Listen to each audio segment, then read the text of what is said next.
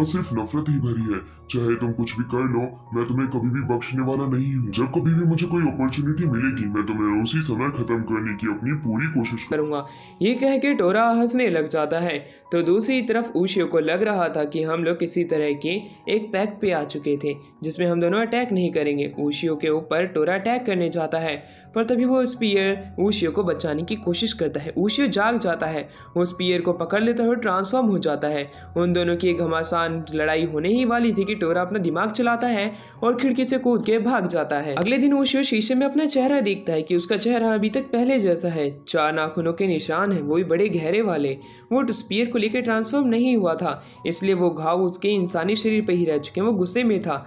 दूसरी तरफ टोरा को दिखाया जाता है जो कि काफी ज्यादा गुस्से में घूम रहा था। वहीं दूसरी तरफ हमें दिखाया जाता है ऊशियो को, जो कि पार्क में एक आदमी को नोटिस करता है जो कि छोटे बच्चों को मार रहा था।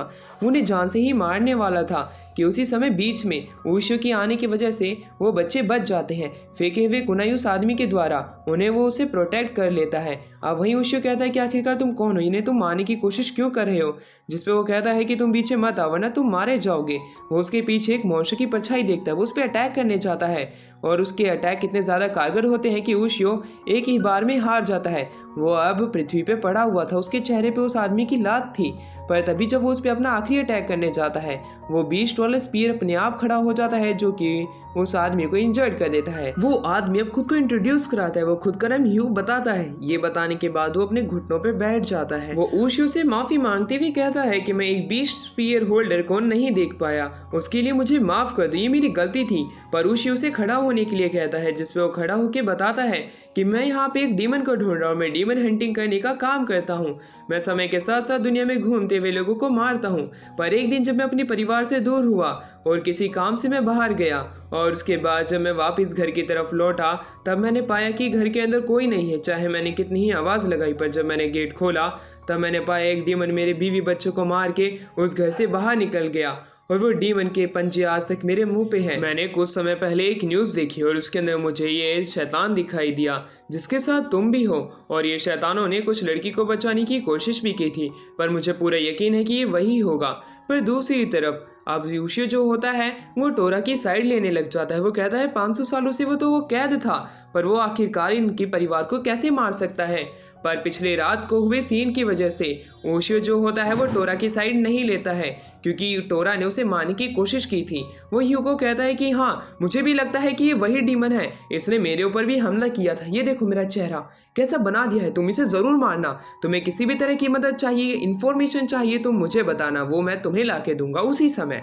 उसकी ये बात सुन के यूश का शुक्रिया करता है और वो कहता है कि टोरा को मैं अकेले ही मार दूंगा। वहाँ से चला जाता है। ऊशियो का दिमाग खराब होने लग जाता है, जहाँ पे हमें एक जगह दिखाया जाता है टोरा और ह्यू की फाइट हो रही होती है। स्कूल के अंदर टोरा का मन नहीं लग रहा होता है, जहाँ पे उसकी फ्रेंड्स से रोक के बात करने की कोशिश करती हैं, पर टोरा उन्हें अजीब हरकतें दिखा के उन्हें दूर कर देता है। स्कूल के अंदर भी लेक्चरों में उसका मन नहीं लग रहा था, वो घर की तरफ जाने लगता है। नाका भी उसका पीछा करने लग जाती है एक सीमित दूरी के ऊपर, और वो वहाँ पे उसे देख लेता है कि उसका पीछा कर रही है। वो कहता है तुम आखिरकार क्या करना चाहती हो। अब नाका जो होती है बड़ी ही तेज़ी में उसके पीछे भागने लगती है और अपने बैग से उसके ऊपर हमला करती है। और वो कहती है अगर तुम्हें गुस्सा आ रहा है या तुम कुछ सोच रहे हो तो तुम मुझे भी पीट सकते हो, मैंने भी तुम्हें पीटा है। तुम हमेशा हाथ से डिसीजन लेते हो, जल्दबाजी में गड़बड़ करते हो, तुम वैसे ही रहो, तुम बदलने की कोशिश मत करो। इससे की मोटिवेशनल लाइन देके वो वहाँ से चली जाती है। कितनी अजीब लड़की थी। वहीं दूसरी तरफ ऊशियो उससे भी ज़्यादा अजीब था। वो सच में उसकी बातों को सीरियसली ले लेता है और वो कहता है कि अच्छा तो तुम्हारा कहने का मतलब ये था। यकीन नहीं होता है कि उस औरत की बात में सच में आ गया। अब वो बड़ी ही तेज़ी में भागता है और वो अब टोरा के पास जाने लग जाता है, क्योंकि वो टोरा को बचाना चाहता था। यू और जो टोरा होते हैं वो दोनों अपनी आखिरी ताकत पे आ जाते हैं। दोनों के पास इतनी ताकत नहीं बची थी, पर यू के पास अभी भी अपर हैंड था। वो टोरा के ऊपर अटैक करने की कोशिश भी करता है और टोरा काफ़ी ज़्यादा इंजर्ड भी हो चुका था। अब टोरा उठ नहीं सकता था। जैसे ही यू से ख़त्म करने की अपने आखिरी वार को कर ही रहा था, वहाँ पे ऊशियो बीच में आ जाता है, जो कि कहता है ये सिर्फ एक गलत फहमी है, ये वो नहीं है जिसे कि तुम ढूंढ रहे हो। यू उसकी बात सुन के वो कहता है कि तुम्हारी हिम्मत कैसे हुई मेरे बीच में आने की। पर तब भी ऊशियो उसे मनाने की कोशिश कर रहा था, क्योंकि 500 सालों से तो टोरा कैद में था। वो आखिरकार उसकी फैमिली को कैसे मार सकता है, जिसके ऊपर यू को गुस्सा आ जाता है और वो गुस्से में उसके ऊपर अटैक करने लग जाता है उशियो के ऊपर। और वो कहता है कि तुम्हारी हिम्मत कैसे हुई, आखिरकार मैंने अपनी फैमिली के कातिल को ढूंढ लिया था, पर बीच में आ गए तो तुम सारा खेल किरकिरा कर दे रहे हो, तुम्हारी हिम्मत कैसे हुई। ये कहने के बाद में यू जो होता है वो उशियो के ऊपर बार बार मुक्के मारने लग जाता है और आखिर में वो अपने कुनाई से उसके ऊपर अटैक भी करता है। पर उशियो टोरा को बचाने की पूरी कोशिश करता है। वो कहता है कि तुम इसे छोड़ दो, ये वो नहीं है जिसे तुम ढूंढ रहे हो। उशियो से कहता है कि टोरा के पास में 4 पंजे हैं, पर तुम्हारे चेहरे पे 3 पंजों का निशान है और मेरे पे 4, इसका मतलब ये तुम्हारे परिवार का कातिल नहीं है। पर ह्यू को उसकी बातों से फर्क नहीं पड़ता है, वो उसे पीटने लग जाता है, वो उसे काफी ज्यादा पीट रहा होता है। पर तभी उशियो टोरा की साइड में था। अब वो उसे मारने के लिए कुछ तलिस्मान निकाल लेता है, अपनी कुनाई को आग लगा के वो उसके ऊपर अटैक करता है। ह्यू को लग रहा था कि एट दी एंड उशियो हट जाएगा, वो डीमन के उन प्रोटेक्ट नहीं करेगा, पर उशियो उन कुनाई के रास्ते से नहीं हटता है और इस प्रकार उशियो खुद को इंजर्ड करते हुए टोरा के लिए अपनी जान भी कुर्बान करने को तैयार था। उशियो उसके चेहरे पे मुक्का मारता है ह्यू के और ह्यू को कहता है कि तुम इसे बख्श दो, ये वो कातिल नहीं है तुम्हारे परिवार का। ये कहते वो बेहोश हो जाता है, पर उशियो की आंखें खुलती है। ह्यू कहता है कि अभी तो मैंने तुम्हें फर्स्ट एड लगा दी है, तुम बच गए हो, पर मैं आशा करता हूँ कि तुम आने वाले हमारे रास्ते के अंदर नहीं टकराओगे। अगर तुम टकराते भी हो तो तुम मेरी साइड रहना, अगर तुम मेरी बुराई के साथ हुए तब मैं तुम्हें ज़रूर से ख़त्म कर दूंगा अपने हाथों से ही। और वो कहता है कि टोरा को तुम्हें संभाल के रखना है, कहीं ये बाकी इंसानों को ना मार दे। अगले दिन जब उशियो बेड रेस्ट पे था, उसके पास उसका स्पीयर नहीं था। टोरा का हाथ उसके ऊपर आता है, वो उसे मारने ही वाला था, पर टोरा चुपचाप वहां से चला जाता है और कहता है कि अब बर्गर खाने का समय आ गया है।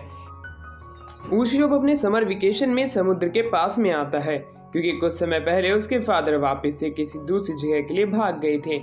वो भी अब अपना समय व्यतीत करना चाहता था, इसलिए वो अपनी दोस्त इनो और नाका के साथ में समुद्र के पास आता है, जो कि उसकी हाफ एंड हाफ गर्लफ्रेंड है। वो उनके साथ में काफी ज्यादा अच्छा टाइम स्पेंड कर रहा था। तो दूसरी तरफ टोरा जो कि उनके साथ आया हुआ था, वो भी अब अपनी सिटी वाली लाइफ को पीछे छोड़ के समुद्र के अंदर गोते मारने के लिए निकल जाता है, क्योंकि वो खड़ा खड़ा वहाँ पे बोर हो चुका था इन्हें देखते हुए। वो समुद्र की सैर के लिए निकल जाता है और ये चीज़ देख के उशियो भी परेशान हो रहा था कि आखिरकार वो कहाँ गया। तो दूसरी तरफ बीच के ऊपर एक बच्चा उनके बैग को गंदा करके भाग जाता है।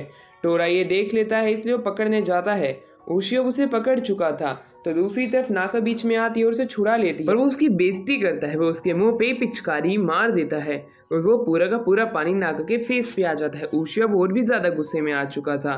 पर दूसरी तरफ जब वो नाका के रिश्तेदारों के पास जाते हैं, वो लोग बताते हैं कि उस लड़के की माँ उसे कुछ महीनों पहले ही छोड़ के चली गई है, इसी वजह से वो ऐसी हरकतें करता है। उसके फादर भी बहुत पहले जा चुके थे, अब वो अकेला है। ये बात सुन के सभी लोग सैड थे, पर उशियो नहीं था कि अगर चले भी गए हैं तो उसे इस तरह की हरकत नहीं करनी चाहिए। तो दूसरी तरफ हमें दिखाया जाता है कि टोरा के पास में एक बीस्ट आ जाता है, जो कि उसका नाम पुकारने लगता है।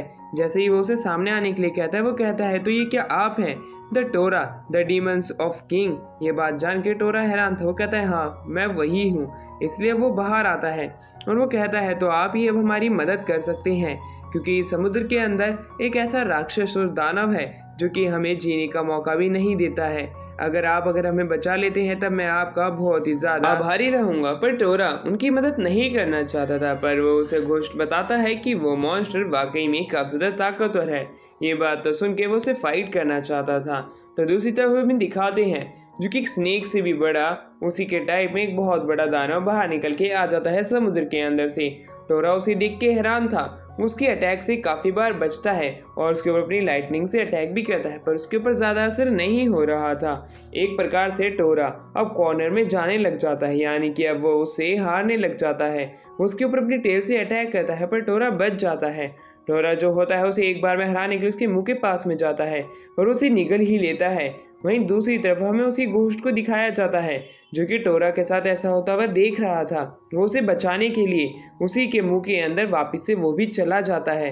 वो टोरा को पकड़ लेता है, पर टोरा उस घोस्ट को कहता है कि तुम सबसे पहले उशियो नाम की एक लड़के के पास जाओ, उसके पास बीस्टमैन स्पीयर है, वही इस दानव को ख़त्म कर सकता है, तुम उसे लेके आओ जब तक मैं जिंदा रहूंगा। वो अपनी लाइटनिंग से अब उस घोस्ट को दूर भेज देता है कि वो उशियो को बुलाने चला जाए। दूसरी तरफ उशियो जो होता है वो उसी लड़के को इस बार पकड़ लेता है और उसके मुंह पे एक बढ़िया अच्छा सा चटका देता है और वो कहता है कि तेरी हिम्मत कैसे हुई मेरे सामान पे वापस से मिट्टी डालने की। फिर तभी वहाँ पे नाका आ जाती है। नाका ने इस बार भी उस बच्चे को बचा लिया होता है। इस बार वो बच्चा नाका के साथ कोई हरकत नहीं करता है। उशियो अब एक कोने में जाके सो जाता है क्योंकि अब वो नहीं देख सकता था इनकी बकवास।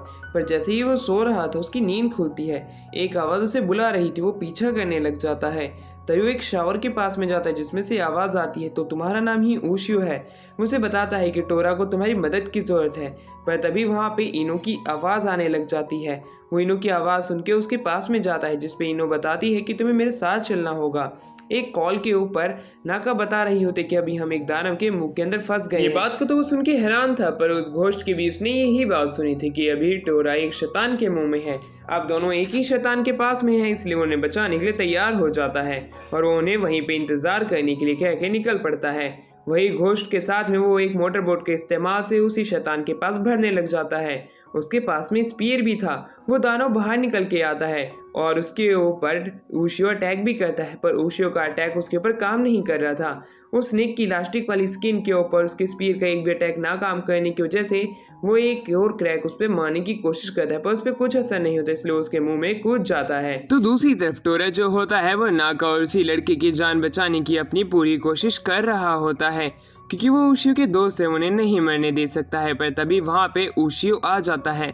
जैसे ही वो गिरने वाले थे उशियो वहाँ पे आके उन्हें आवाज़ लगाता है और वो टोरा को पकड़ लेता है और वो कहता है कि तुम एक दूसरे का हाथ मत छोड़ना। पर नाका का बेहोश हो जाती है और वो अब हाथ छोड़ने लग जाती है, इसलिए वो वापस से उस छोटे बच्चे को नाका का हाथ पकड़ने के लिए भेजता है और वो छोटा लड़का ऐसा ही करता है, उसका हाथ पकड़ लेता है। पर तभी उशियो का स्पीयर उसके हाथ से छूट जाता है और उस दोनों के दोनों गिरने लग जाते हैं, टोरा और उशियो। पर तभी वो स्पीयर अचानक से जागता है और उस मॉन्स्टर को ख़त्म कर देता है। उसकी आंख पे वो स्पीयर जाके लगता है। इस प्रकार वो मॉन्स्टर मारा जाता है और ये तीनों एक साथ मिलके बाहर निकल जाते हैं और चौथा वो लड़का। ऐसे ही अब टोरा अपनी बिजली का अटैक का इस्तेमाल करता है और उस मॉन्स्टर को फाड़ के दूसरी दुनिया की तरफ यानी कि अपने रियल वर्ल्ड में आ जाते हैं, जहाँ पे काफ़ी सारी सोर्स उस शैतान के अंदर से निकलती है। अगले दिन ट्रेन स्टेशन पे नाका उससे पूछती है क्या पिछले दिन उसी ने ही उसे बचाया था, जिसके ऊपर वो उसे मना करते हुए कहता है नहीं, वो उसे बीच के पास मिली थी उस छोटे लड़के के साथ, बस ने उन्हें कैरी किया था। पर तभी वहाँ पे वही छोटा लड़का आ जाता है जो कि उशियो को जाने से मना करता है, पर उशियो उससे वादा करता है कि वो वापस ज़रूर लौट के आएगा, जिसपे वो बच्चा खुश हो जाता है। अब उशियो अपने घर की तरफ आ जाता है। वो अपने फादर के पास में बैठ जाता है। वो जब कभी भी अपनी माँ के बारे में बात करता है उसके पिता हमेशा उसकी बात टाल दिया करते थे, पर इस बार वो अपनी माँ के बारे में सच जानना चाहता था, इसलिए वो घर पे आते ही अपने पापा को कहीं भी जाने से मना कर देता है और अपनी माँ के बारे में पूछता है। पर उसके फादर जल्दी सी गेट के पास में जाते हैं और उसे लेक्चर देते हुए कहते हैं कॉल आई है। कॉल उठाने के बहाने वो घर से भाग जाते हैं। उशियो ने नहीं पकड़ पाता है, वो भागने में काफ़ी ही ज़्यादा तेज़ थे, इसलिए अब वो उनका पीछा ना करने का इरादा बना लेता है। वो अपनी मदर की ग्रेव पे जाता है। वो पहली बार अपनी मदर की ग्रेव पे आया था, पर उसे अभी भी यकीन नहीं है कि ये सच में उसके मदर की ग्रेव है या उसके फादर ने सिर्फ उसे झूठ बोला है। खड़े खड़े काफ़ी समय बीत जाता है। खाना खाने के लिए वो घर पे आते हैं, जहाँ पे कि उशियो अपने स्पीयर की मदद से वो कप नूडल्स बना रहा होता है, पर कप नूडल्स बिखर जाते हैं और उसका स्पीयर गंदा हो जाता है वो टोरा की वजह से, इसलिए अब वो अपने स्पीयर को उठाता है और साफ करने लग जाता है। पर तभी उसके फादर आ जाते हैं। जब उन्हें पता चलता है ये लेजेंडरी स्पीयर है, वो उसे एक कोने में रखते हैं और उसकी पूजा करने लग जाते हैं। और उसी की पूजा करने के बाद वो डिनर पे उशियो को बुलाते हैं और उसकी मदर के बारे में तभी बात करेंगे जब डिनर ख़त्म होगा। डिनर ख़त्म होता है। एक बरामदे में बैठ के वो आपस में बात कर रहे होते हैं, जहाँ पे उशियो के फादर उसे कुछ पैसे देते हैं। उशियो गुस्से में अपने फादर की कॉलर पकड़ लेता है। वो कहता है कि आप मुझे पैसे देके मेरी माँ के बारे में भुलवाना चाहते हो। मैंने आज तक अपनी माँ से कभी नहीं मिला हूँ, ना उनके बारे में जानने की कोशिश की है। जिसके ऊपर उसके फादर बताने के लिए तैयार हो जाएंगे, पर उन्हें एक सच उसे रिवील करना होगा। जिसके बाद में वो अब एक कराटे ड्रेस वाली पहन लेते हैं ड्रेस, और वो एक हाथ में छड़ी लेके कहते हैं कि मैं डीमंस को मारने का काम करता हूँ। ये काम हज़ारों सालों से एक कल्ट करता हुआ आ रहा है और मैं उसी का ही हिस्सा हूँ। इस बार मैं टोरा को एक्सटर्मिनेट करने के लिए आया हूँ। ये बात सुन के उशियो काफ़ी ज़्यादा हैरान था, तो दूसरी तरफ टोरा जो था वो ये बात जान के ज़्यादा हैरान नहीं था, क्योंकि वो हमेशा से ही अपने से ताकतवर इंसान से फाइट करना चाहता था। उशियो के फादर से वो फाइट करने के लिए तैयार था। दोनों के बीच में फाइट शुरू हो जाती है, जहाँ पे वो दोनों अपनी पावरफुल टेक्निक का इस्तेमाल शुरुआत से ही कर रहे होते हैं। पर दूसरी तरफ उशियो इन दोनों को इस तरह लड़ते हुए नहीं देख सकता था, इसलिए वो इन दोनों की फाइट को रोकने के लिए बीच में जाने की काफ़ी ज़्यादा कोशिश भी करता है। पर फाइट काफ़ी ज़्यादा तेज़ चल रही थी, वो उनके बीच में नहीं जा पा रहा पर उसे उनकी फाइट को रोकना था, क्योंकि दोनों तरफ ही उसके चाहने वाले हैं। वो दोनों को मरता हुआ नहीं देख सकता था, पर दूसरी तरफ वो दोनों तो एक दूसरे के खून के प्यासों की तरह लड़ाई कर रहे थे। उसी दौरान उशियो बीच में भी आता है, पर उसके एक लात लग जाती है और वो दूर जाके गिरता है। अपने इस की बेइज्जती तो देख के उशियो काफी ज्यादा गुस्से में था। दूसरी तरफ उसके फादर के ऊपर लाइटनिंग अटैक होता है। वो अब और भी ज्यादा गुस्से में आ जाता है और वो अपने पास में रखे हुए अपने स्पीयर को उठाता है और अपनी पावर को अनलिश कर लेता है। वो सबसे पहले अपने फादर की छड़ी तोड़ता है और टोरा ये देख के घबरा जाता है और वो अपने फादर पे वापस अटैक करता है, पर उसके फादर बच जाते हैं। ये देखने के बाद उशियो कहता है कि मैं टोरा को मरते हुए नहीं देख सकता हूँ, आप इससे दूर हट जाओ। जिस पर उसके फादर कहते हैं तुम चिंता मत करो, बस मैं देखना चाहता था कि तुम मुसीबत के समय टोरा की मदद करते हो या नहीं। मुझे इसलिए ये काम मिला था कि मैं देखना चाहता था कि टोरा वाकई में एक ब्लड थर्स्टी बीस्ट है या ये बदल चुका है, यानी कि उशियो ने उसे कंट्रोल कर लिया है। उशियो ने अब उसे कंट्रोल कर लिया है, इसलिए अब उसके पास उसे एक्सटर्मिनेट करने का कोई और वजूद ही बचा ही नहीं है। वो उसे अब एक्सटर्मिनेट नहीं करेंगे, पर वहाँ पे कुछ लोग आ जाते हैं जो कि टोरा को मारना चाहते थे। उसके फादर कहते हैं कि ये डीमंस को मारने में मदद कर सकता है, पर वो लोग बात नहीं सुनते हैं। वो टोरा को मारना ही चाहते थे, वो ये बात कंफर्म कर देते हैं। इसलिए अब टोरा को बचाने के लिए उशियो के फादर बीच में आ जाते हैं और अब वो दोनों मिलकर उनसे फाइट करने लग जाते हैं, यानी कि उशियो के फादर और टोरा। वो दोनों उन्हें काफ़ी ज़्यादा अच्छी टक्कर दे रहे होते हैं। पर फाइट के दौरान में उसके फादर टोरा को निकल जाने के लिए कहते हैं, पर वो नहीं जाता है। वो वहीं पे था, वो उन लोगों का साथ देना चाहता था, वो जाने से इनकार कर देता है। सारे लोग उन्हें घेर लेते हैं और उनके ऊपर अब अपनी छड़ी से अटैक करने लग जाते हैं, पर टोरा एक एक करके उन्हें पीट रहा होता है अपनी पावर की मदद से। पर टोरा जब उन्हें पीटने जा ही रहा था, उसके फादर को एक पुजारी कैद कर लेता है अपने पिता को बचाने के लिए। उशियो उस पुजारी पे अटैक करने जाता है, पर वो पुजारी उसी को बेहोश कर देता है। जैसे ही उशियो की आंखें खुलती है, उसके फादर और टोरो बाहर खड़े थे। वो उसे बताते हैं कि उसने एक को भी नहीं मारा है, वो तो बेहोश हो गया था किसी बच्चे की तरह।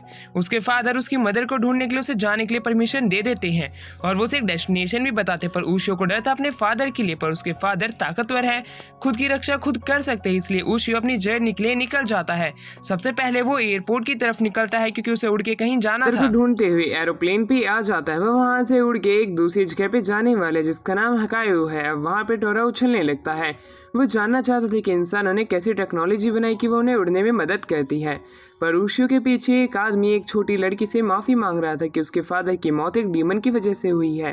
पर वो लड़की उसे कहने लग जाती है, मैं छोटी बच्ची हूँ तो तुम कुछ भी कह दोगे, डीमन जैसी कोई चीज़ नहीं होती, वो तुम्हारी गलती कि तुमने जेट गलत तरीके से उड़ाया, इसलिए मेरे फादर मर गए।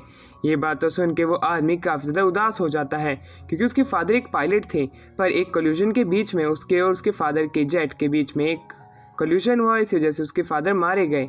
इसलिए वो लड़की उस आदमी पे गुस्सा थी और उस उशियो जो था उनकी सारी बातें सुन रहा था। वो टोरा से पूछता है कि हवा में कोई डीमन हो भी सकता है, जिसमें वो कहता है कि हाँ, राजू भैया नाम का एक हरा कलर का दाना हवा में उड़ता है और वो लोगों को मार देता है। क्योंकि अब लोग हवा में उड़ सकते हैं, इसलिए वो हवा में ही अपना शिकार बनाने लग गया होगा। ये बातें सुन के वो काफ़ी ज़्यादा हैरान था। उशियो उससे पूछता है कि टोरा ने कभी फाइट भी की है, जिस पे टोरा कहता है हाँ, एक बार मैंने फ़ाइट की थी, उसमें फिजिकल अटैक काम नहीं करते हैं, इसलिए मैं उसे हरा भी नहीं पाया था, पर हाँ, मैं उसे काफ़ी ज़्यादा इंजर्ड कर चुका था। ये बात सुन के उशियो हैरान था। एरोप्लेन में उशियो अब उसी लड़की के पास आके बैठता है। वो लड़की काफ़ी ज़्यादा घबराई हुई थी। एरोप्लेन जैसे ही उड़ता है वो घबराने लग जाती है, पर उशियो उसका हाथ पकड़ लेता और कहता है, अगर तुम भी डर रही हो तो मैं भी डर रहा हूँ, क्यों ना हम दोनों एक साथ मिलकर डरें। इसकी तरह की कॉर्नी लाइन से भी वो लड़की इंप्रेस हो जाती है। तो दूसरी तरफ जैसे ही वो एरोप्लेन उड़ता है, वहाँ पे टोरा एक जगह से दूसरी जगह उड़ने लग जाता है, क्योंकि उसने सीट बेल्ट नहीं पहनी थी। पर तभी वहाँ पे वो आदमी आ जाता है है। लड़की का नाम यू होता है। यू के सोने पे उसे ब्लैंकेट उड़ा देता है और उसे कहता है कि मुझे पता है कि तुमने मेरी बात सुनी थी, पर सच में वो डीमन का ही अटैक था। जिसपे उशियो कहता है कि हाँ, मैं एक धार्मिक परिवार से आता हूँ, मुझे इन चीज़ों में भरोसा है, आप उसकी चिंता मत कीजिए। पर तभी उस आदमी को एक अचानक से एक अजीब सी फीलिंग आने लगती है। उसे अपने शरीर के ऊपर एक भार महसूस होने लगता है, जैसा कि उसे उस एक्सीडेंट वाले दिन हुआ था। वो खिड़की के बाहर देखता है जहाँ पे कि एक दानव जो था वो पूरे एरोप्लेन में लिपटा हुआ था। वो जेली लाइक क्रिएचर राजू भैया होते हैं। राजू भैया इधर से उधर घूमने लग जाते हैं। एरोप्लेन का बैलेंस बिगड़ रहा था और वहीं दूसरी तरफ उशियो अपने स्पीयर को भी नहीं यहाँ पे समन कर सकता था, जिसके ऊपर टोरा उसे अपनी वेपन को याद करने के लिए कहता है वो अपने आप आ जाएगा। उशियो ऐसा ही करता है, वो उसे अपने हाथ में याद करने की कोशिश करता है और वो वेपन यानी कि वही स्पीयर उसके हाथ में आ जाता है, वो ट्रांसफॉर्म हो जाता है। वो वहाँ पे टोरा की मदद भी मांगता है। तो दूसरी तरफ वही अंकल जाते हैं जहाँ पे कॉकपिट के अंदर कोई भी नहीं बैठा था, इसलिए एरोप्लेन को खुद उड़ाने लग जाते हैं।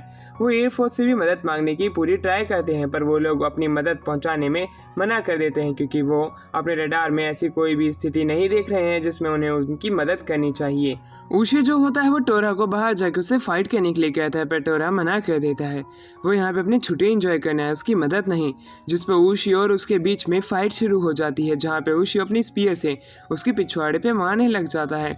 टोरा मान जाता है और वो बाहर एरोप्लेन से उससे फाइट करने के लिए जाता है, पर उसकी फिजिकल अटैक उस पर काम नहीं आती, इसलिए वो अपनी फायर का इस्तेमाल करता है। प्लेन वापस से कंट्रोल में आता है और वहीं दूसरी तरफ उशियो जो होता है वो अंदर की तरफ जाता है, जहाँ पे टोरा का फिजिकल अटैक उस पर काम बिल्कुल भी नहीं कर रहा था। वहीं उशियो जो होता है अब अंकल पे पूछता है कि अब एयरफोर्स हमारी मदद करने के लिए तैयार है, जिस पे वो मना कर देता है, क्योंकि ये शैतान उन्हें दिखाई नहीं दे रहा है और उन्हें हम पे यकीन भी नहीं है।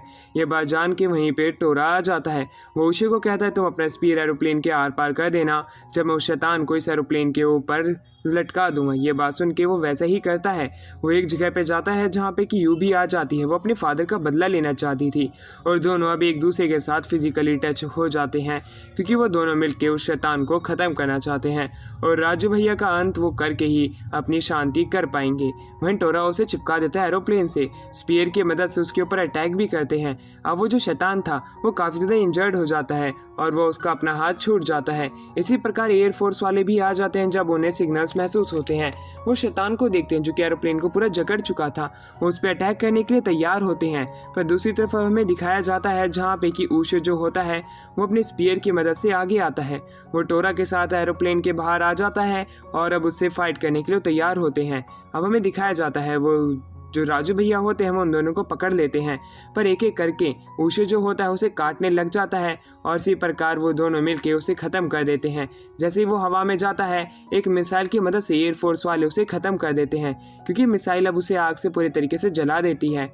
इस प्रकार वो राजू भैया को ख़त्म कर देते हैं और वहीं हमें पता चलता है कि एरोप्लेन का नीचे वाला पहिया टूट चुका है। इसलिए उशियो अब टोरा को सुपरमैन बनने का मौका देता है, पर वो नहीं जाना चाहता था, पर बार बार उसके कहने पे टोरा मदद कर देता है उनकी आखिर में और उन्हें बचा लेता है। वहीं अब हमें दिखाया जाता है चेंजिंग रूम के अंदर उशियो के पैसे गायब हो चुके थे। वो गुस्से में था, पर अब वो उस अपने काले धन को वापस भी नहीं ला सकता था जो उसके फादर ने दिया था। इसलिए वो अब अपनी ही कंट्री के अंदर इधर से उधर बिना पैसों के एक होमलेस मैन की तरह भटकने लग जाते हैं। उसी दौरान हमें दिखाया जाता है सड़क के ऊपर जितने भी लोग होते हैं उनके कपड़े एक एक करके फट रहे होते हैं। उशियो ये देख के हैरान था कि आखिरकार इन लोगों के कपड़े क्यों फट रहे हैं और कहीं अगली बारी उसी की तो नहीं है। वहीं वो देख पाते हैं कि एक कोने के अंदर एक हवा का झोंका एक ही जगह पे बार बार उड़ रहा है और टोर्नेडो की शेप ले चुका है। ये देख के वो हैरान थे, पर दूसरे ही पल में हमें दिखाया जाता है वही हवा के झोंके अब उशियो के ऊपर आके लगने लग जाते हैं और एक कुत्ते जैसा शैतान उसके पास में आता है, पर उसे जल्दी ही हरा देता है और उसे वो ख़त्म करने ही वाला होता ही है कि उसी समय हमें दिखाया जाता है कि वहाँ पे एक लड़की आ जाती है जो कि उसे माफ़ी मांगने लग जाती है और कहती है कि ये मेरा भाई है और हमसे गलती हो गई कि हम आपको नहीं पहचान पाए जिसके पास बीस्टमैन स्पीयर है। वो सुंदर सी लड़की उसकी मदद मांग रही होती है, जिसको मैं स्कोर 10 में से 10 करूँगा। उसको ये 10 में से 10 देख लेता है कि ये तो बैड ही है। वो उसकी मदद करने के लिए मान जाता है, पर टोरा कहता है ये तो डीमंस है, तुम क्या वाकई में इनकी मदद करना चाहते हो? जिसपे वो उनकी मदद करने के लिए मान जाता है। पहले उनकी बात सुनेगा, जिसपे वो दोनों से अपने घर पे ला के उससे गुजारिश करते हैं कि वो उनके भाई को मार दे। ये बात तो सुन के वो हैरान था कि अपने भाई को क्यों मरवाना चाहते हैं। वो उन्हें मारने से मना कर देता है, क्योंकि वो उनके बदले उनके भाई को नहीं मार सकता है। वो कोई असैसिन नहीं है जो कि उनकी हर एक बात मानेगा। वो एक बीस्ट हंटर है और डीमंस का वो कत्ल करता है। ये बात जान के वो कहते हैं कि तो तुम्हें रुकना पड़ेगा, उसको तुम्हें मारना ही पड़ेगा। वो काफ़ी सारे इंसानों का हाथ उसे दिखाते हैं जो कि उसके भाई ने काट के फेंक दिया होता है। वो उसे बताते हैं कि हम 3 डीमंस मिलके जंगलों की रक्षा करते थे। जैसे जैसे इंसानों का ग्रीड बढ़ता गया वो जंगलों को काटते गए और वो हमारी टेरिटरी में आने लगे। हम में से एक उनके ऊपर अटैक करता तो दूसरा हील करता और तीसरा उन्हें भगाने का काम करता, और ये चीज़ें हम कुछ ही सेकंड में कर देते। इसकी मदद से वो डरे रहते थे और हमारी टेरिटरी में नहीं आते थे। पर कुछ समय के बाद मेरे भाई को गुस्सा आने लग गया और वो अब उन शैतानों के ऊपर यानी कि इंसानों के ऊपर अटैक करने लग गया, क्योंकि उनकी वजह से वो अपने डेली लाइफ नहीं जी पा रहे हैं। वो बिना इंसानों को मारे ही रहा करते थे, पर उसका भाई अभी रैम्पेज पे चल रहा है, इसलिए उसे ख़त्म करना ही पड़ेगा, वरना आसपास के इंसान सारे ही ख़त्म हो जाएंगे। उसकी बात सुन के वो हैरान था। तो दूसरी तरफ वो ये भी बताता है कि हम डीमंस इंसानों के साथ पहले से ही शांतिपूर्ण तरीके से रहते हुए आ रहे हैं, पर अभी के समय इंसानों का लालच बढ़ता जा रहा है और वो हमारी टेरिटरी में आ रहे हैं, इसलिए तुम्हें ही हमारी मदद करनी पड़ेगी। हम दूसरे ही गांव में जाके रह सकते हैं, पर उसे उसके भाई को रोकना पड़ेगा, वरना वो सभी इंसानों को ख़त्म कर देगा। ये बात सुन के उशे जो होता है उनके इस टास्क को पूरा करने के लिए मान जाता है, क्योंकि वो इंसानों को ख़त्म होने नहीं दे सकता था।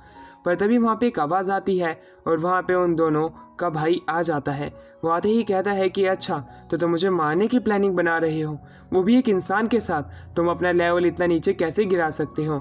तो दूसरी तरफ उशे जो होता है उसे फाइट करने के लिए तैयार था, क्योंकि उसे रोकना तो पड़ेगा ही, चाहे वो आज रोके चाहे कल रोके। तो दूसरी तरफ वो ये देख के और भी ज़्यादा हैरान था कि उसके पास तो स्पीयरमैनशिप भी है जो कि उसे ख़त्म करने के लिए काम आ सकता है। और अब वो काफ़ी ज़्यादा गुस्से में आ जाता है कि उसके भाई और बहन ही उसे धोखा दे रहे हैं। वो अपनी बीस्ट फॉर्म में आता है और उनसे फाइट करने के लिए तैयार हो जाता है, जहाँ पे हमें दिखाया जाता है उशियो अपने स्पीयर की ही मदद से उसे फाइट करने के लिए निकल जाता है। और वो ये देख के हैरान था कि डीमन कि वो उसे मारने के लिए आ रहा है और उसके भाई और बहन ने उसे यहाँ पे बुला के लेके आए हैं। वो कहता है कि इंसानों ने तुम्हारे साथ क्या किया था। ये बात तो सुन के उशियो को गुस्सा आ जाता है। वो उससे फाइट करने लग जाता है, पर वो डीमन उसे जल्दी ही हरा देता है। उसका सर फट चुका था। तो दूसरी तरफ वो कहता है कि ये तो काफ़ी ज़्यादा कमज़ोर है। वहीं अब उशो का स्पीयर से फाइट करने लग जाता है, और उसी दौरान जब वो डीमन उशो को ख़त्म करने वाला था, टोरा बीच में आ जाता है और उसे इंजर्ड कर देता है। ये देखने के बाद वो समझ जाता है कि ये डीमन काफ़ी ज़्यादा ताकतवर है, भागने में ही मेरी भलाई है। टोरा भी उसका पीछा नहीं करता है जब वो डीमन डर के मारे उससे भाग रहा होता है। और उसी दौरान अब हमें दिखाया जाता है वो दोनों भाई बहन टोरा को हील करने के लिए एक हीलिंग पोशन लेके आते हैं, क्योंकि उन्हें पता था कि अगर उनकी प्रजाति से कोई भी इंसान इंजर्ड होगा तो वो कभी भी हील नहीं हो सकता है, वो एक कोमा की हालत में चला जाएगा। टोरा ये देख के गुस्सा था उनके ऊपर, उन्हें जल्दी से हील करने के लिए कहता है। वो लड़की टोरा को कहती है कि उशो को तुम मेरे पीछे लेके आओ, और वो वहाँ पे एक क्रीम बाहर निकालती है जो कि उसके सर पे लगा देती है। इस प्रकार उशो हील हो जाता है। वो कहता है मुझे पता नहीं था कि वो इतना ज़्यादा ताकतवर होगा। उसकी अगली डेस्टिनेशन क्या है, हमें जल्द ही जाना पड़ेगा वरना वो इंसान को ख़त्म करने लगेगा। उसे बताते हैं कि वो भी एक माइनिंग साइट पे गया होगा जहाँ पे कि इंसान आने वाले हैं। वहीं वो टोरा को कटा हुआ हाथ देखता है, वो उसे चिपकाने का अपना पूरा प्रयास करता है, उसमें वो कामयाब भी हो जाता है। टोरा के साथ वो माइनिंग वाली जगह पे जाता है जहाँ पे कि वो अभी इंसानों का ही इंतज़ार कर रहा था। जैसे ही इंसान वहाँ पे आ रहे होते हैं उनसे फाइट करने के लिए तैयार हो रहा था, पर उशो वहाँ पे आ जाता है। वो उनसे फाइट करने लग जाता है। उनसे फाइट करते दौरान वो उन पे वाकई में काफ़ी ज़्यादा भारी पड़ रहा था। वो अब इवॉल्व हो चुका था। वो उनसे फाइट कर रहा था जहाँ पे उसके भाई और बहन भी उससे ताकतवर नहीं थे। उशो गुस्से में उसके ऊपर अटैक करने लग जाता है अपने स्पीयर से, पर उसका स्पीयर उसके ऊपर ज़्यादा काम नहीं आ रहा था। एक पहाड़ी कट जाती है, उसकी वजह से एक नीचे ट्रक आके गिरता है जो कि उसी ही डीमन के भाई बहन पे गिरने वाला था, पर उशियो और टोरा की वजह से वो भी अभी जिंदा थे। वहाँ पे टोरा उस ट्रक को पकड़ लेता है कि वो दोनों ना मरे, और इसी दौरान उशियो जो होता है वो कहता है कि तुम इन दोनों की जान बचाओ, क्योंकि ये ट्रक भी लीक हो रहा है और पेट्रोल ज़मीन पे गिर चुका है। आग लगने से पहले हमें इन दोनों को निकालना पड़ेगा। पर वो ट्रक का लेवल कुछ ज़्यादा ही होता है और वो काफ़ी ज़्यादा भारी होता है, यानी कि वो टोरा से ज़्यादा ताकतवर है। वो ट्रक को वो नहीं उठा पा रहे होते हैं। ये देख के वो डीमन हैरान था कि ये दोनों मेरे भाई और बहन की मदद कर रहे हैं। टोरा उसे वहाँ पे आने के लिए कहता है और मदद करने के लिए कहता है कि तुम्हारे भाई बहन मर जाएंगे अगर तुम मदद नहीं करोगे। उशो भी उसे मदद करने के लिए बुला रहा था, क्योंकि वो और समय तक नहीं रुक सकते वरना ये मारे जाएंगे। ये देख के वो डीमन काफ़ी इमोशनल हो जाता है। वहाँ लोग भी आ जाते हैं। लोग अब उसी डीमन के ऊपर पत्थर फेंकने लग जाते हैं कि आखिरकार ये इस जानवर जैसा दिखने वाला शैतान यहाँ पे क्या कर रहा है। वो गुस्से में उन्हें मारने का वादा करता है और दूसरी तरफ वो अपने भाई बहन को पहले बचाने के लिए जाता है, जहाँ पे कि उन्हीं माइनिंग का एक हेड आग गलती से लगा देता है उसी पेट्रोल के ऊपर। वो ट्रक जलने ही वाला था। टोरा उसे आवाज़ लगाता है। वो डीमन अपने भाई बहन को बचाने के लिए उस ट्रक को उठाने लग जाते हैं, पर वो ट्रक को जब उठा रहे थे वो उनसे नहीं उठ पा रहा था। वहीं उशियो जो होता है उन इंसानों को आगे आने की बात करने लग जाता है कि तभी हम इनको बचा पाएंगे। वो इंसान जल्दी से ही उस ट्रक के पास जाते हैं और उन्हें उठाने की अपनी पूरी कोशिश करते हैं और वो जल्द से जल्द उस डीमन के भाई बहन को बचा लेते हैं। पर दूसरी तरफ जब उशियो को लग रहा था कि उन डीमन का भाई अब सुधर चुका है, तभी वो अपने असली रूप में आ जाता है। उशियो जब आगे हाथ बढ़ाता है वो उसे मारने के लिए अपनी फुल पावर से उसके ऊपर अटैक करने के लिए आगे बढ़ता है अपनी एक इविल स्माइल की वजह से। पर दूसरी तरफ उशियो अपने स्पीयर को आगे कर देता है और वो स्पीयर उसके दिल के आर पार हो जाता है। इस प्रकार वो मर जाता है। उशियो का हार्ट ब्रेक हो जाता है कि आखिरकार इसने हमारी मदद की थी, पर ये ऐसा क्यों बन गया। वहीं उसके भाई बहन भी रोते हैं। अब वो दोनों एक हॉट स्प्रिंग के अंदर नहा रहे होते हैं। वो अपने जिंदगी के फुल मजे ले रहे होते हैं, पर उसी दौरान उशियो उसके ऊपर पानी फेंकता है और उन दोनों को अब गाने की एक आवाज़ आने लग जाती है। वो गाने की आवाज़ इतनी ज़्यादा सुरीली होती है कि वो देखने जाते हैं जहाँ पे एक लड़की नहा रही होती है, पर जैसे ही उन्हें देखते हुए वहाँ से भाग जाती है।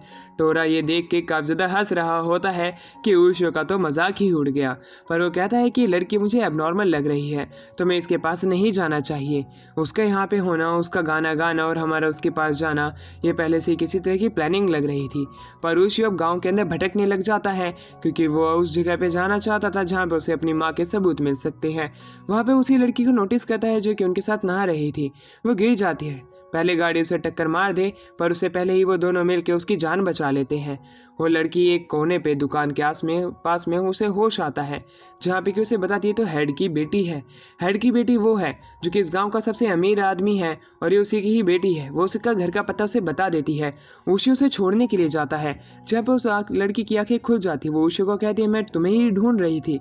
ये बात जान के वो काफ़ी ज़्यादा हैरान था कि उस लड़की को कैसे पता कि उसका नाम उशियो है और वो उसे ही ढूंढ रही है। वो और भी ज़्यादा जानना चाहता था, पर वो लड़की सबसे पहले उसे नीचे उतार देने के बारे में कहती है, जिस पे उशियो मान जाता है क्योंकि वो लड़की कहती है कि पहले से अब मैं ठीक हूँ, अब मुझे चक्कर नहीं आ रहे हैं। उशियो उसे छोड़ देता है और वो पूछता है कि आखिरकार उसे उसका नाम कैसे पता है। और उस लड़की को वहाँ पे टोरा भी दिखाई दे रहा था। टोरा ये जान के काफ़ी ज़्यादा हैरान था, जिस पर वो लड़की बताती है कि हमारे पास पहले से ये सुपर पावर है। मैं उस फैमिली से बिलोंग करती हूँ जो कि इंसान और डीमन के बीच में एक तरह के ट्रांसलेटर बन के काम करते हैं। हम दोनों इन दोनों के बीच में शांति स्थापित करने का काम किया करते थे, पर ऐसा मुझे लगता नहीं है कि हो सकता है और अब मैं उन्हीं की ही डिसेंडेंट हूँ। और वो अपने नाम सेया बताती है। वो चलने की अपनी पूरी कोशिश करती है पर वो बेहोश होने लग जाती है, इसलिए उशियो से वापस से कैरी करता है और उसे उसके घर तक लेके आता है, जहाँ पे घर पे पहुँचते ही वो लड़की उसे अपने कमरे में बैठाती है और चाय नाश्ता पानी पूछती है। पर तभी उसके फादर आ जाते हैं। वह कहते हैं कि तुमने हमें वापस से मुसीबत में डालने की कोशिश की, तुम्हारी माँ भी ऐसी ही थी, आधी बीमार आधी बेड पे और आधी पाँव उसके ज़मीन पे, कभी टिकते ही नहीं थे। दोनों बेटी हवा में उड़ने की पूरी कोशिश करती हो। तो दूसरी तरफ दादी कहती है तुम्हें तो जानवरों की ज़िंदगी मिलनी चाहिए। उशियो गुस्से में उन दोनों से लड़ाई करने लग जाता है। उसके फादर उनके बीच में लड़ाई होने ही वाली थी, तभी सेया कहती है कि फादर आप मुझे माफ़ कर देना मेरे दोस्त के बदले, मैं बस इससे 30 मिनट बात करना चाहती हूँ, उसके बाद मैं कभी बाहर नहीं जाऊँगी। इस बात को सुनकर उसके फादर मान जाते हैं, जहाँ पे सेया जो होती है वो उससे बात करने लग जाती है, जहाँ पे उशियो कहता है तुम्हारे फादर काफ़ी ज़्यादा बेकार थे। सेया अब उसे एक जगह पे लेके आती है जहाँ पे वो कहती है कि मेरी मदर एक कमज़ोर फैमिली से बिलोंग करती है, जहाँ पे कि जितनी भी औरतें हैं वहाँ पे बीमारियों के साथ ही जन्म लेती है। मैं भी उसी बीमारी के साथ जन्म ली हूँ।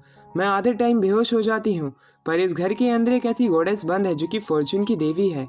यहाँ के जितने भी एंसेस्टर्स थे उन्होंने उन्हें यहाँ पे कैद कर लिया। उसी की ही मदद से वो आज तक अमीर ही बनते हुए आ रहे हैं। वो नहीं चाहते थे कि वो यहाँ से चली जाए, इसलिए उन्हें कैद कर दिया गया काफ़ी सारे स्पेल्स की मदद से।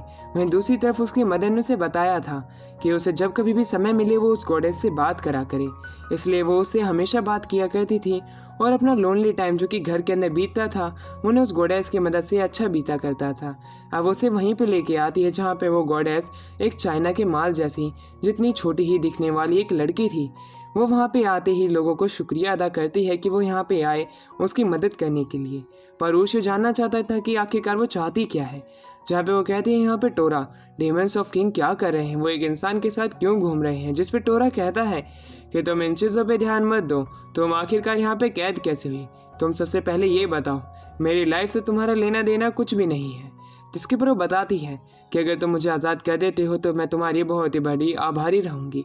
मैं यहाँ पे और कैद नहीं रहना चाहती हूँ, पर जैसे ही तुम मुझे आज़ाद करोगे अपनी स्पीयर की मदद से, क्योंकि वही स्पीयर है जो कि मुझे यहाँ से आज़ाद कर सकता है और कोई चीज़ नहीं है जो कि इन सील्स को तोड़ सकती है, क्योंकि ये सील्स काफ़ी सालों से लगी हुई है और ये वक्त के साथ ही काफ़ी ज़्यादा ताकतवर बन चुकी है। टोरा ये बात कंफर्म करता है इन सील्स को देख के। वो कहता है कि अगर हमने इन सील को तोड़ने की कोशिश की तो तुम भी मारी जा सकती हो। से ये बात सुन के उन्हें ये काम करने से मना कर देती है, क्योंकि वो मारी गई तो वो किससे बात करेगी, किसके पास आके अपना दुख बांटेगी। पर दूसरी तरफ उसके फादर वहाँ पे आ जाते हैं। ये बात जान के वो गुस्से में थे कि वो इन गॉडेस को आज़ाद करना चाहते हैं। वो ऊशियो के ऊपर अटैक करते हैं, पर ऊशियो जो होता है बड़ी ही चालाकी से उसके यानी कि सिया के बाप के पिछवाड़े पे डंडा मारता है। वो कहता है कि तुम बीच में मत आओ, तुम्हारी यहाँ पे बोलने की कोई ज़रूरत नहीं है, भगवान को कैद करके रखा है तुमने। टोरा जो होता है अपनी बिजली से उसे आज़ाद करने की कोशिश करता है, पर उस पर वो कहती है कि तुम मुझे स्पीयर से ही आज़ाद कर सकती हो और किसी तरीके से तुम मुझे आज़ाद नहीं कर सकते हो, तुम्हें ऐसा ही करना पड़ेगा। ऊशियो जब वहाँ पे आगे मारने ही जा रहा था सील के ऊपर अपना अटैक, सेया बीच में आके उसे रोक लेती है। सेया कहती है कि तुम इसे मत मारो वरना मेरी गॉडेस मर जाएगी। अब ऊशियो को पता नहीं चला था उसे क्या करना चाहिए। तभी गार्ड्स आके उसे घेर लेते हैं, वो उसे मारने ही वाले थे, पर तभी बीच में टोरा आ जाता है। टोरा उन सभी को एक एक करके पीटते हुए उस सील के अंदर जाता है और उस गॉडेस को प्रोटेक्ट करने का वादा करता है अपनी लाइटनिंग स्ट्राइक की मदद से, जिसके ऊपर वो गॉड कहती है कि हम इस तरह ट्राई तो कर सकते हैं पर मुझे पक्का यकीन नहीं है कि मैं बचूंगी। सेया जो होती है अब उसे ऊशियो आखिरी मौका देता है फैसला करने के लिए क्या सील पे अटैक करना है या नहीं करना है। जिस पे सेया जो कि एक मंदबुद्धि लड़की है उसे कुछ समझ में नहीं आ रहा था, वो चुपचाप खड़ी रहती है। ऊशियो समझ जाता है कि इसके बस की नहीं है, उसे ये गेम अपने हाथ में लेना पड़ेगा। वो अपने स्पीयर को हाथ में लेता है और सील के ऊपर अटैक कर देता है। वो सील टूट जाती है, एक बड़ा सा धमाका होता है जो कि बाहर से भी देखा जा सकता था। जैसे वो धमाका खत्म होता है हमें दिखाया जाता है कि वो सभी लोग बच चुके थे, पर घर जो होता है वो पूरे तहस नहस हो चुका था। वो गॉड जो कि आज़ाद हो चुकी थी वो हेवन की तरफ निकल जाती है। दूसरी तरफ सेया जो होती है वो ऊशियो को शुक्रिया अदा करती है कि उसने मदद की इन गॉडेस को बचाने में, और वो ये चीज़ का वादा करती है कि वो समय के साथ ताकतवर बनेगी और जितनी भी बीमारी है उन सभी को ओवरपावर करके उसका साथ देगी। पर वो ऐसा कभी नहीं कर पाएगी, कैंसर को कोई भी नहीं हरा सकता है।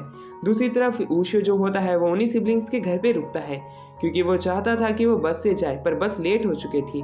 रात के समय जब वो नहाने जा रहा था पंप के पास में उसे एक मिरर दिखता है जिसके अंदर हमें नाका का चेहरा दिखाया जाता है जो कि इनो का नाम लेके रो रही थी। और इसी के साथ ये वाला पार्ट यहीं पे एंड होता है।